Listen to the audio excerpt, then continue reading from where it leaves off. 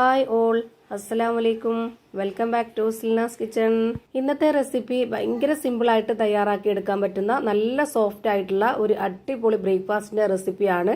നമ്മുടെ പൊറോട്ടയൊക്കെ കഴിക്കുന്ന അതേ ടേസ്റ്റിൽ അതുപോലെ തന്നെ നല്ല പഞ്ഞ് പോലുള്ള ഒരു അടിപൊളി ബ്രേക്ക്ഫാസ്റ്റ് ആണ്. നമ്മുടെ വീട്ടിലേക്ക് പെട്ടെന്ന് ഒരു ഗസ്റ്റ് വരികയാണെന്നുണ്ടെങ്കിലൊക്കെ തയ്യാറാക്കി കൊടുക്കാൻ പറ്റുന്ന ഒരു അടിപൊളി ബ്രേക്ക്ഫാസ്റ്റിന്റെ റെസിപ്പിയാണ്. ഇറച്ചിക്കറികളുടെ കൂടെയോ മുട്ടക്കറിയുടെ കൂടെയോ കടലക്കറിയുടെ കൂടെയോ ഒക്കെ കഴിക്കാൻ പറ്റുന്ന ഒരു അടിപൊളി ടേസ്റ്റി ആയിട്ടുള്ള പലഹാരമാണ്. ലെയറായി നല്ല സോഫ്റ്റ് ആയിട്ടിരിക്കുന്ന ഒരു അടിപൊളി പലഹാരമാണ്. അപ്പോൾ ഇതെങ്ങനെയാണ് തയ്യാറാക്കുന്നതെന്ന് അറിയാനായിട്ട് വീഡിയോ സ്കിപ്പ് ചെയ്യാതെ മുഴുവനായിട്ടൊന്ന് കണ്ടു നോക്കണേ.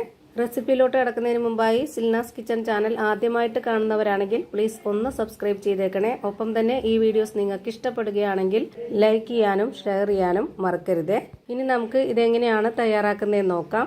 ഇതിനായി ഞാൻ ആദ്യം തന്നെ ഒരു മിക്സിയുടെ ജാർ എടുത്തിട്ടുണ്ട്. ഇതിലേക്ക് 250 ml കപ്പിന്റെ അളവിൽ 1 കപ്പ് ചോറാണ് ഇട്ട് കൊടുക്കുന്നത്. ചോറ് ഏത് അരിയുടെ ചോറായിരുന്നാലും കുഴപ്പമൊന്നുമില്ല. ബാക്കി വന്ന ചോറാണെങ്കിലും ചൂടോടെയുള്ള ചോറാണെങ്കിലും ഏത് വേണമെങ്കിലും എടുക്കാവുന്നതാണ്. ഞാനിപ്പോൾ ഇതിലേക്ക് ഇട്ട് കൊടുത്തിട്ടുള്ളത് ബാക്കി വന്ന ചോറാണ്. ഇനി ഇതിലേക്ക് ഒരു കോഴിമുട്ട പൊട്ടിച്ചൊഴിച്ചു കൊടുക്കാം. പിന്നെ ആവശ്യത്തിനുള്ള ഉപ്പും കൂടെ ഇട്ട് കൊടുക്കുന്നുണ്ട്. ഇനി ഈ ചോറിട്ട് കൊടുത്ത അതേ കപ്പ് അളവിൽ തന്നെ ഒരു 1/4 കപ്പ് അളവിലുള്ള വെള്ളം ഒഴിച്ചു കൊടുക്കുന്നുണ്ട്. ഇത്രയും മാത്രം മതി. ഇനി നമുക്കിത് നന്നായിട്ടൊന്ന് അരച്ചെടുക്കാം. ഇനി ഇത് നന്നായിട്ടൊന്ന് അരച്ചെടുത്ത ശേഷം ഒരു പാത്രത്തിലേക്ക് മാറ്റുന്നുണ്ട്. ഈ ഒരു അരച്ചെടുത്ത ചോറിന്റെ പരുവം നിങ്ങൾക്ക് കാണുമ്പോൾ തന്നെ മനസ്സിലാവുന്നുണ്ടാവും. ഇതേ പരുവത്തിലാണ് നമ്മൾ അരച്ചെടുക്കേണ്ടത്. ഇനിയിപ്പോൾ ആ ഒരു മിക്സിയുടെ ജാറിൽ ഇരിക്കുന്നതെല്ലാം ഞാൻ കൈ വെച്ചിട്ടൊന്ന് തുടച്ചിട്ട് കൊടുക്കുന്നുണ്ട്. ഇനി അടുത്തതായിട്ട് ഇതിലേക്ക് ഇട്ട് കൊടുക്കുന്നത് 250 ml കപ്പിന്റെ അളവിൽ 2 കപ്പ് മൈദയാണ്. ഗോതമ്പ് പൊടിയിലും ഇത് ചെയ്തെടുക്കാവുന്നതാണ്. എന്നാലും ഈ ഒരു ബ്രേക്ക്ഫാസ്റ്റിന് ഏറ്റവും കൂടുതൽ ടേസ്റ്റ് മൈദയിൽ ചെയ്തെടുക്കുമ്പോഴാണ്. അപ്പോൾ ഞാനിവിടെ 2 കപ്പ് മൈദയും ഇട്ട് കൊടുത്തതിന് ശേഷം കൈ വെച്ചിട്ട് ഇതുപോലെ നന്നായിട്ടൊന്ന് മിക്സ് ചെയ്തിട്ടെടുക്കുന്നുണ്ട്. ചോറ് അരയ്ക്കുന്ന സമയത്ത് തന്നെ ഉപ്പിട്ട് കൊടുത്തതുകൊണ്ട് ഇനി ഇതിലേക്ക് ഉപ്പിന്റെ ആവശ്യമില്ല. ഈ ഒരു ചോറിന്റെ നനവ് വെച്ചിട്ട് തന്നെ നമുക്കിത് നല്ല പോലെ കുഴച്ചിട്ടെടുക്കാവുന്നതാണ്. വേറെ വെള്ളമൊന്നും ഒഴിച്ചു കൊടുക്കേണ്ട ആവശ്യമില്ല. ഈ ഒരു മാവിന്റെ പരുവം എന്ന് പറയുന്നത് ചപ്പാത്തിയുടെ മാവിന്റെ അത്ര ടൈറ്റും ആവരുത്, എന്നാൽ പൊറോട്ടയുടെ മാവിന്റെ അത്ര ലൂസും ആവരുത്. ഒരു ഇടത്തര പരുവത്തിലാണ് ഇത് റെഡിയാക്കി എടുക്കേണ്ടത്. ആ ഒരു ചോറിന്റെ നനവ് വെച്ചിട്ട് തന്നെ ഞാനിപ്പോൾ ഇതാ നന്നായിട്ട് കുഴച്ചെടുത്തിട്ടുണ്ട്. ഇനി ഈ മാവ് രണ്ടായിട്ടൊന്ന് കട്ട് ചെയ്തെടുക്കാം. എന്നിട്ട് നമുക്ക് കൈ വെച്ചിട്ട് ഇതുപോലെ ഒരു ബോൾസ് ആക്കി മാറ്റണം. അങ്ങനെ ഇപ്പോൾ ഈ ഒരു 2 മാവും ഇതുപോലെ ബോൾസ് ആക്കി മാറ്റിയിട്ടുണ്ട്. അതിൽ നിന്ന് ഒരെണ്ണം എടുത്തിട്ട് നമ്മൾ ഇതുപോലെ ഒരു ബോർഡിലേക്ക് കുറച്ച് പൊടി ഇട്ട് കൊടുത്തതിന് ശേഷം അതിലേക്ക് വെച്ച് കൊടുത്തിട്ട് ഇതുപോലെ നന്നായിട്ടൊന്ന് പരത്തിയെടുക്കുക. നിങ്ങൾ ഇതേപോലെ തന്നെ ബോർഡിൽ തന്നെ ചെയ്തെടുക്കണമെന്നൊന്നുമില്ല. കൗണ്ടർ ടോപ്പിലോ അല്ലാന്നുണ്ടെങ്കിൽ ഏതെങ്കിലും പരന്ന പാത്രത്തിലോ ഒക്കെ വെച്ചിട്ട് ഇതുപോലെ പരത്തിയെടുത്താൽ മതി. ഇപ്പോൾ ഞാനിവിടെ മാവ് നന്നായിട്ട് വലിച്ച് ഇതേപോലെ പരത്തിയെടുത്തിട്ടുണ്ട്. ഇനി നമുക്ക് ഇതിലേക്ക് ഓയിലൊന്ന് സ്പ്രെഡ് ചെയ്ത് കൊടുക്കാം. ഇങ്ങനെ ചെയ്യുന്നത് നമ്മൾ പൊറോട്ടയുടെ ഒക്കെ പോലെ ചെറിയൊരു ലെയർ ആയിട്ട് കിട്ടാൻ വേണ്ടിയിട്ടാണ്. പൊറോട്ടയുടെ അത്രയും കിട്ടില്ലെങ്കിലും ചെറുതായിട്ടൊരു ലെയർ ആയിട്ട് ഇരിക്കാൻ വേണ്ടിയിട്ടാണ് ഇങ്ങനെയൊക്കെ ചെയ്തെടുക്കുന്നത്. ഇതുപോലെ ഓയിലൊന്ന് സ്പ്രെഡ് ആക്കിയതിന് ശേഷം കുറച്ച് മൈദപ്പൊടി കൂടി ഇതുപോലെ ഒന്ന് ഇട്ട് കൊടുക്കാം. എന്നിട്ട് നമുക്ക് ഇതിന്റെ ഈ ഒരു അറ്റത്ത് നിന്നും ഇതുപോലൊന്ന് റോളാക്കി എടുക്കാം. അങ്ങനെ പരത്തിയെടുത്ത മാവ് ഞാനിവിടെ റോൾ ചെയ്തെടുത്തിട്ടുണ്ട്.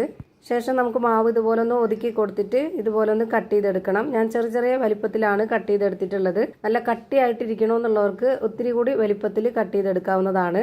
ഇനി കട്ട് ചെയ്ത് വെച്ചതെല്ലാം ഇതുപോലൊന്ന് മടക്കി ഒതുക്കി കൊടുക്കുന്നുണ്ട്. ഇതുപോലെ ചെയ്തെടുത്തതിന് ശേഷം നമ്മൾ ഇതൊന്ന് പരത്തി കൊടുക്കുകയാണെന്നുണ്ടെങ്കിൽ ചെറുതായിട്ടൊരു ലെയറായിട്ടിരിക്കും. അതുപോലെ നല്ല സോഫ്റ്റ് ആയിട്ട് കിട്ടുകയും ചെയ്യും. പൊറോട്ടയൊക്കെ കഴിക്കുന്നതിൻ്റെ ആ ഒരു ടേസ്റ്റിലും ആ ഒരു ആകൃതിയിലൊക്കെയാണ് നമുക്കിത് കിട്ടുന്നത്. ഇനി ഈ ഒരു ബോർഡിലേക്ക് ഒരെണ്ണം എടുത്ത് വെച്ചിട്ട് അതിലേക്ക് കുറച്ച് പൊടി ഇട്ട് കൊടുത്തതിന് ശേഷം ഇതുപോലെ നന്നായിട്ടൊന്ന് പരത്തിയെടുക്കാം. ഈ ഒരു മാവ് നമ്മൾ ഒരുപാടിട്ട് കുഴച്ചിട്ടില്ല. റെസ്റ്റ് ചെയ്യാൻ വെക്കേണ്ട ആവശ്യമില്ല. നമ്മൾ പെട്ടെന്ന് തന്നെയാണ് കുഴച്ച് അതേപോലെ തന്നെ പരത്തിയെടുക്കുകയൊക്കെ ചെയ്യുന്നത്. അതുകൊണ്ട് തന്നെ നമുക്ക് വീട്ടിലൊരു ഗസ്റ്റ് വരികയാണെന്നുണ്ടെങ്കിലോ അല്ലാന്നുണ്ടെങ്കിൽ രാവിലെയോ രാത്രിയൊക്കെ പെട്ടെന്ന് ഉണ്ടാക്കണം തോന്നുമ്പോഴൊക്കെ ഉണ്ടാക്കിയെടുക്കാൻ പറ്റുന്ന നല്ലൊരു പലഹാരമാണ്. ഇപ്പോൾ ഇതാ പരത്തിയെടുത്തിട്ടുള്ള ആ ഒരു മാവ് ഞാൻ കാണിച്ചു തരാം. ഈ ഒരു വലിപ്പത്തിലും ഈ ഒരു കട്ടിയിലുമാണ് ഞാനിത് പരത്തിയെടുത്തിട്ടുള്ളത്. ഇതുപോലെ തന്നെ ഒരെണ്ണം കൂടെ ഞാനിവിടെ പരത്തി കാണിക്കുന്നുണ്ട്. നമ്മൾ റെഡിയാക്കി വെച്ചിട്ടുള്ള ആ ഒരു മാവിൽ നിന്ന് ഒരെണ്ണം എടുത്ത് ഇതുപോലെ ബോർഡിലേക്ക് കുറച്ച് പൊടി ഇട്ട് കൊടുത്തതിന് ശേഷം ഇതുപോലെ നന്നായിട്ടൊന്ന് പരത്തിയെടുത്തിട്ടുണ്ട്. ഇതേപോലെ തന്നെ എല്ലാം പരത്തിയെടുത്ത് ഒരു പാത്രത്തിലേക്ക് മാറ്റിയിട്ടുണ്ട്. ഇനി നമുക്കിതൊന്ന് ചുട്ടെടുക്കാം. അതിനായി ഞാനിവിടെ ഒരു പാൻ സ്റ്റൗവിലേക്ക് വെച്ച് ഫ്ലെയിം ഓൺ ആക്കി കൊടുത്തിട്ടുണ്ട്. അതിലേക്ക് കുറച്ച് ഓയിൽ ഒന്ന് സ്പ്രെഡ് ആക്കിയതിന് ശേഷം ഇതുപോലെ പരത്തിയെടുത്ത മാവ് ഇട്ട് കൊടുത്തു. ഇനി ഇതിന് മുകളിലേക്ക് കുറച്ച് ഓയിൽ ഒഴിച്ചു കൊടുക്കുന്നുണ്ട്. ഈ ഒരു ഓയിൽ ഒഴിച്ചു കൊടുത്തിട്ട് ഇത് ചുട്ടെടുക്കുമ്പോഴാണ് പൊറോട്ടയുടെ ഒക്കെ അതേ ഒരു ടേസ്റ്റിൽ കിട്ടുന്നത്. ഇനി നിങ്ങൾക്ക് ഓയിൽ ഒഴിച്ചു കൊടുക്കണ്ട എന്നുണ്ടെങ്കിൽ അങ്ങനെയും ചുട്ടെടുക്കാം, കുഴപ്പമൊന്നുമില്ല. ഇനി ഇതൊന്ന് തിരിച്ചിട്ട് കൊടുക്കാം. എന്നിട്ട് അതിന് മുകളിലേക്ക് കുറച്ചുകൂടി എണ്ണ ഒഴിച്ചു കൊടുക്കണം. രണ്ട് സൈഡിലും എണ്ണ ആക്കി കഴിഞ്ഞാൽ പിന്നെ നമുക്ക് തിരിച്ചും മറിച്ചൊക്കെ ഇട്ട് കൊടുത്തിട്ട് ഇത് നന്നായിട്ടൊന്ന് വേവിച്ചെടുക്കാം. ഇപ്പോൾ ഇവിടെ ഒരു സൈഡ് നന്നായിട്ട് വെന്ത് കിട്ടിയിട്ടുണ്ട്. ഇനി ഈ ഒരു ഭാഗം കൂടെ ഒന്ന് വെന്ത് കിട്ടണം. ഒരു 3-4 സെക്കൻഡ് ആ ഒരു ഭാഗം കൂടെ വേവിച്ചെടുത്തതിന് ശേഷം ഇനി നമുക്കിത് പാനിൽ നിന്ന് മാറ്റാവുന്നതാണ്. ഇനി രണ്ടാമത് ഇട്ട് കൊടുക്കുമ്പോൾ ആ ഒരു പാനൊന്ന് തുടച്ചിട്ട് വേണം ഇത് ഇട്ട് കൊടുക്കാനായിട്ട്. അല്ലാന്നുണ്ടെങ്കിൽ അതിലുള്ള ആ ഒരു പൊടികളെല്ലാം ഈ ഒരു മാവിലായിട്ട് ആകെ കരിഞ്ഞു പോവും. അപ്പോൾ ഞാൻ രണ്ടാമതൊരെണ്ണം കൂടി ഇട്ട് കൊടുത്തിട്ട് തിരിച്ചും മറിച്ചും എണ്ണയൊക്കെ ഒഴിച്ചു കൊടുത്തിട്ട് നന്നായിട്ട് വേവിച്ചെടുക്കുന്നുണ്ട്. ഇപ്പോൾ ഇതിൻ്റെയും രണ്ട് സൈഡും വെന്ത് കിട്ടിയിട്ടുണ്ട്. നമുക്കിത് കൂടി എടുത്ത് മാറ്റാം. ഇതേപോലെ തന്നെ ഞാനിവിടെ എല്ലാം ചെയ്തു വെച്ചിട്ട് പൊറോട്ടയൊക്കെ അടിച്ചെടുക്കുന്ന പോലെ ഇതുപോലെ കൗണ്ടർ ടോപ്പിലേക്ക് ഇട്ടിട്ട് ഇതുപോലെ ഒന്ന് ജസ്റ്റ് അടിച്ചെടുക്കുന്നുണ്ട്. ഇപ്പോൾ ദാ അടിപൊളി ടേസ്റ്റി ആയിട്ടുള്ള നല്ല സോഫ്റ്റ് ആയിട്ടുള്ള പഞ്ഞ് പോലെ ലെയർ ആയിട്ടുള്ള ഒരു അടിപൊളി ബ്രേക്ക്ഫാസ്റ്റ് റെഡിയായി കിട്ടി.